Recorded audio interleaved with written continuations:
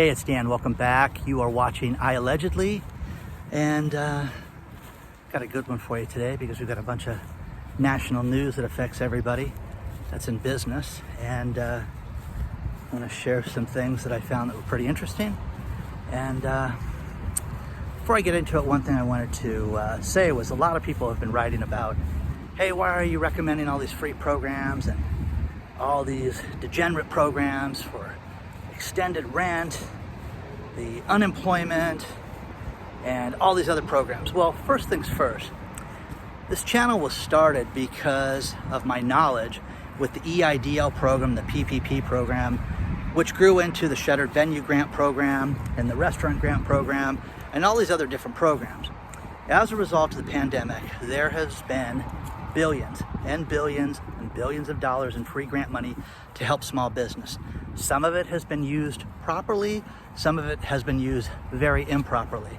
And as time will tell you, you're going to see that these degenerates went out, lied on applications, made things up, and made it difficult for other businesses to survive during this time.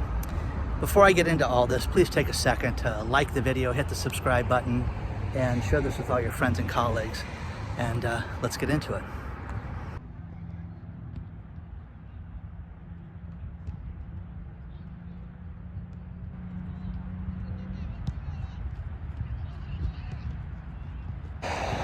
All these business stories are kind of intertwined with each other. Here's a great story out of Breitbart, and that is that 1/3 of all California restaurants will be closed permanently forever. Now, as a result of the pandemic and the closures here in California, it's just taken a devastating toll. Think of everything that a restaurant buys. Think of everything that a restaurant uses, from paper goods to supplies to food to everything, vegetables, absolutely everything that you'd have to run a restaurant. The other fascinating stat is our EDD, Employment Development Department, that handles employment, unemployment, all that stuff here in the state, estimates that we're only at 25% of the employees are working right now in the restaurant space. That is fascinating when you think about that. That is unbelievable that so many people are still out of work in this business, in this industry. And it's estimated that there's over 125,000 businesses, restaurants that is, alone, that are shut down right now as a result of this. I think you're gonna see a lot more. I think these numbers are just staggering when you think about that. And the restaurant grant that they came up with has been a real mess because they haven't given the money to people that desperately need it. The way that the restaurant grant was set up was you take your 2020 sales, you subtract them from 2019, you get the difference, and you could get up to you get up to $10 million per location for your restaurant. I mean, pretty staggering numbers that you could get with this grant. But again, they had 266,000 people that applied for that grant right now, and it's estimated that they're only going to be able to give $28 billion out, and it's going to be completely behind with satisfying businesses and to make them whole. And again, it's not a handout. This was a program that was set up, and it was designed to help these people get restarted, get hiring again, get their businesses up and running. I mean, it's terrible. I mean, the unemployment programs are going to end. The rent moratoriums are going to end. If you can get these programs, take advantage of it now and sign up for this stuff now, because 3 weeks from now, 4 weeks from now, stuff's going to be gone, and people are going to say, oh, I wish I would have signed up for that. So they're going to kick people out of their houses, their restaurants, evictions. It's going to be an unbelievable eviction festival coming very soon. Now, speaking of evictions, this is something that's really fascinating. And the Biden administration is trying to do something that is incredibly controversial.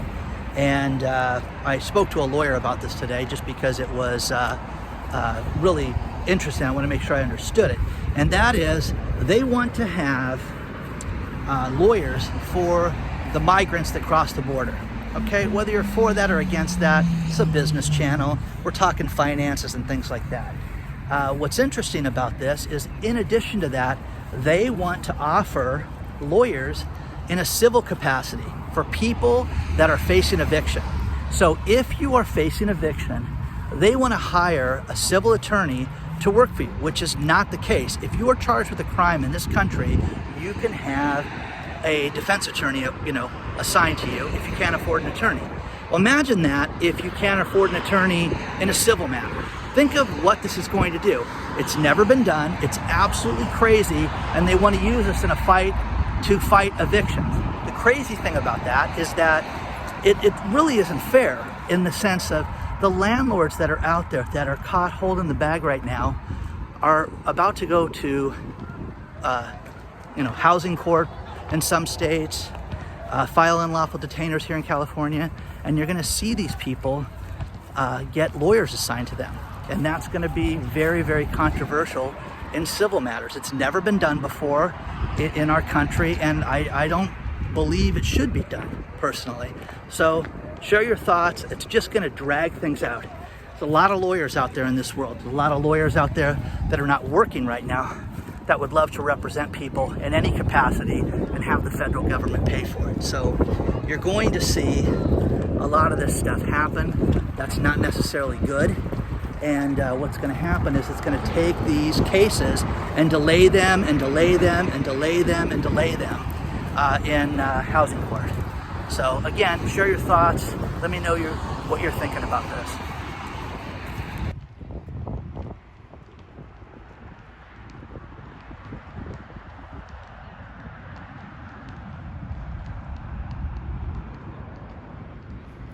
Now, here's a story out of Norway that could affect us here in the United States, and that is Tesla. Tesla was just found guilty of a throttling problem with their charging of their 2019 vehicles, and they could have to pay, right now, if they don't appeal this, they have to pay $16,000 per person that owns a Tesla in Norway.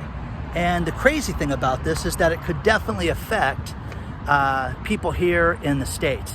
So what happened was there was this update, a software update, and once they did the software update 16.1, and they did this update, it made it so that the charging speed was slowed down, and it also made it so that people did not get the same number of miles per charge.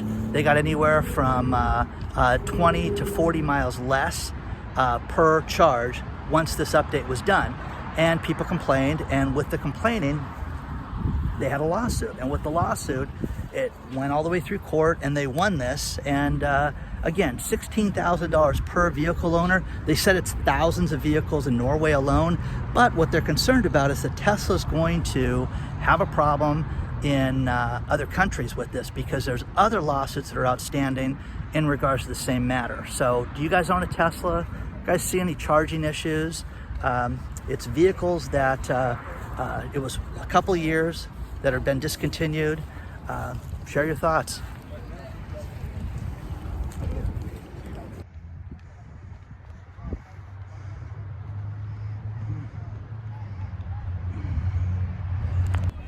Here's a story that I found completely fascinating. It's from something called Study Finds. And Study Finds did a survey of 2,000 Americans to determine if they could live on their own in the wilderness and how long they could do it. The average person that took this survey said they could live 2 weeks on their own, which I found fascinating. And as you read this study, the cool thing about it is that only 17% of those people that were surveyed said they could actually start a fire and could do it without matches, okay? And of that, only 14% of those people realized that they could eat edible plants. So in other words, they're stuck, they've got nothing to eat, can't start a fire, but these people think they're gonna be able to live 16 days without food and the ability to start a fire. So again, fascinating article. One thing growing up that my father did that I give him tremendous amount of credit for, and that was with his construction company, he had us do everything. Had us pull wire, pour cement, dig holes, get building permits, do absolutely every aspect of the company. And I used to sit there and complain about it continually, as most kids do whenever they have to work or do anything like that. But it's taught me how to fix everything. It's taught me how to use tools. It's taught me how to survive. And I think that more people could use this right now. So I can also start a fire too. It's kind of fun. That was one thing I enjoyed doing as a kid, was being able to start a fire on my own. So can you guys do that? Can you guys live? How long could you live on your own in the wilderness? I don't think I could go 16 days, but share your thoughts. Now here's a great business story out of Wisconsin. Governor Evers, who's the governor of Wisconsin, has announced that the $2.5 billion that they got from the stimulus money is going to be given to small businesses, which is crazy. They're going to give up to 84,000 small business grants. That will be for $5,000. If your company did $10,000 in sales to $7 million, you are eligible for a $5,000 grant, and doesn't have to be paid back. There's no loan. So it's businesses of every size. Now, again, $5,000 is going to mean a lot more to some people than others, but hey, it's $5,000, and they're giving that to the small businesses throughout Wisconsin. You can apply between now and June 7th for this money, so get on it. The link will be below with this story. But if you or anybody you know is in Wisconsin, take advantage of this. Again, regardless of where you're at in the country, look within the county that you live in and the state that you live in, and look for small business grants. These are for individuals. Now, again, the cool thing about this grant in Wisconsin, if you're a one-man band or a one-woman show, you can apply for this grant. You don't have to have a full storefront or anything like that. You can be an independent contractor. If you are in business and you put that money on your tax returns and you declare that, you're an independent contractor, you can get this $5,000 grant. So good luck to you guys. Share this with anybody you know that's in Wisconsin, and apply right away. Good luck.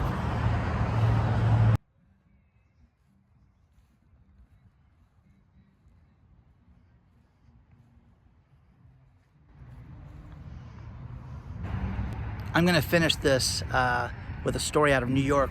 Lael Brainerd, who is a Federal Reserve governor, she's on the board of governors. She was talking at a conference for CoinDesk today, talking about how she sees there to be a digital dollar, and they're trying to figure out how they can have a crypto digital US dollar. Now, Jerome Powell has also said that he's going to have guidelines set up between now and the end of summer, midsummer at the earliest, on how they would have this digital dollar work out. Now, do you guys really think that they're going to have this digital dollar and they're going to have all these other altcoins that are going to be out there? The Rabbit coin, Shibu, all this other shenanigans that they have out there. I think you guys are crazy to think that they're going to allow all this other cryptocurrency to be out there, and the US dollar is going to be on its own, and they don't want the competition, guys. It's just that simple. That's what I think. I think that's what you're going to see in short order with all of this. Now, again, another expert, Tom Lee, came out on CNBC today and said that he sees Bitcoin going to $100,000 by the end of the year. Okay? Again, share your thoughts. What do you guys think? Please don't forget to like the video, hit the subscribe button, share this with all your friends and colleagues, and I will see you guys very soon. Have a great day.